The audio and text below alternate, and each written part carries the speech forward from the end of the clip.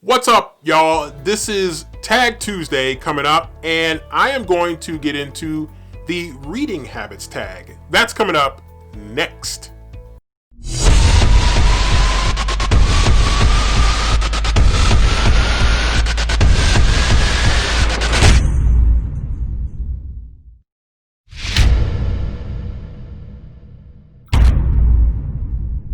Okay, so the reading habits tag was created by the Book Jazz, and I think it's going to be a pretty interesting one. So let's just jump right on into it and see where it takes us. I might end up wishing that I had read through these a little bit closer first, but time will tell. Okay, question number 1. Do you have a certain place at home for reading?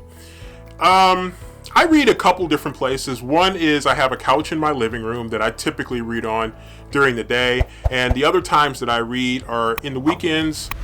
For example, like Saturday and Sunday morning, I'll read in bed,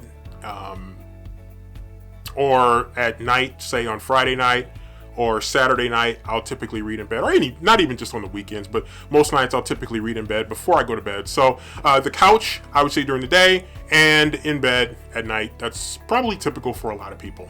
Just guess. Number 2, bookmark or random piece of paper?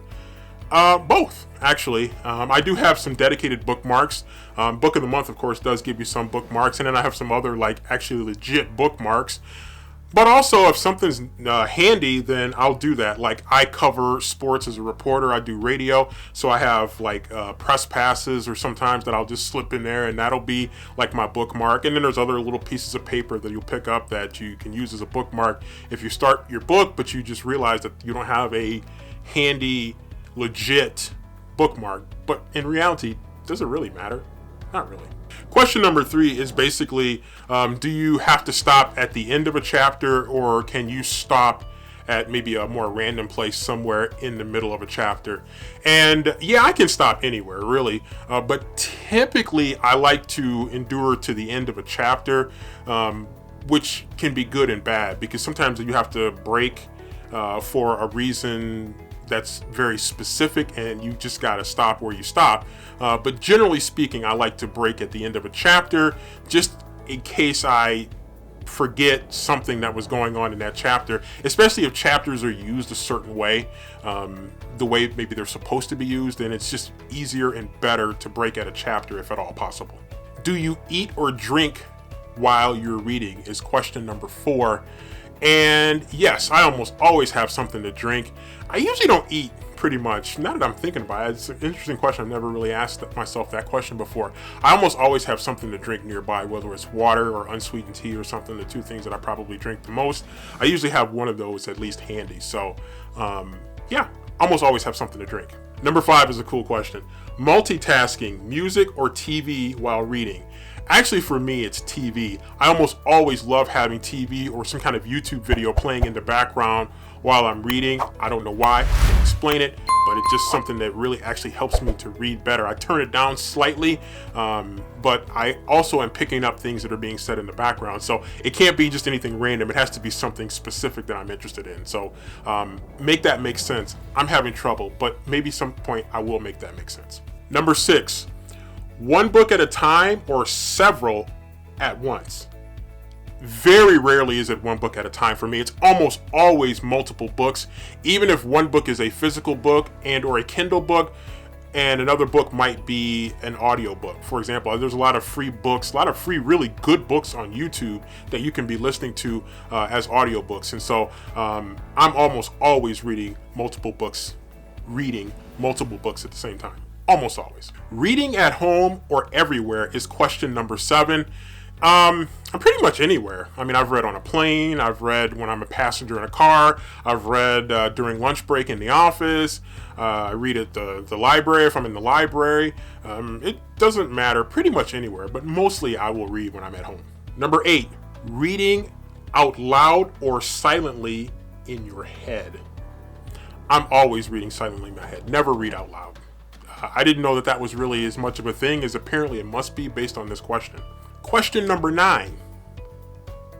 Do you read ahead or even skip pages? Yes, I do skip pages. Actually, I take that back.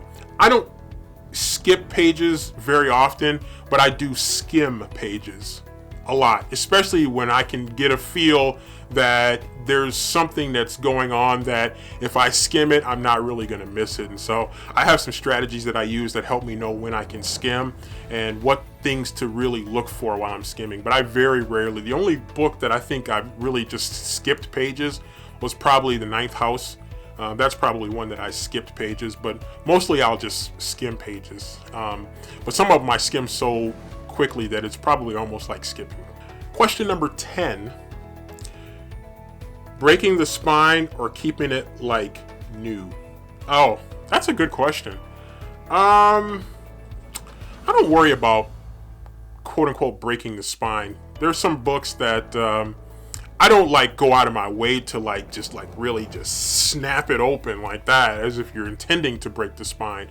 But I don't necessarily worry if I have to open it up and then press it down a little bit to make it easier to read. I don't necessarily worry about that. So some people breaking the spine, so to speak, is kind of a badge of honor. It means that you've really read a book. And I've seen people that'll go through somebody's book collection and they'll be like, oh, you didn't read that. Look at the spine. Look how pristine the spine is. That means you didn't read this book. And so some people will judge you that way, but it doesn't necessarily mean you didn't read the book. Some people do take very good care of their books and they don't want to inflict unnecessary damage on the spine of the book. But me, I don't necessarily go out of my way to break or put creases in the spine. But at the same time, I'm not necessarily worried about it if it does happen incidentally. And finally, question number 11. Do you write in your books? Very rarely do I write in books. But nonfiction books, I will highlight in nonfiction books. And sometimes pretty liberally too, but I don't often write in books. No particular reason, I just don't. I might put a bookmark in a particular place, like a tab of paper or something that might have some notes on it. I just prefer not to write in my books. It's just a thing for me. Highlighting, I think, is a little bit different. You might disagree, and that's fine. But I will highlight, but no, I don't often write in books. So there you have the reading habits tag created by the Book Jazz. I thought it was really cool. It was a lot of fun. I hope you found it fun as well. And I would encourage you to participate in Tag Tuesday. It's fun to really think a little bit more about the books that we read, the books that we write, the books that we like, and the books that we hate. It's all fun, and sometimes these book tags really help you to explore those feelings that you have.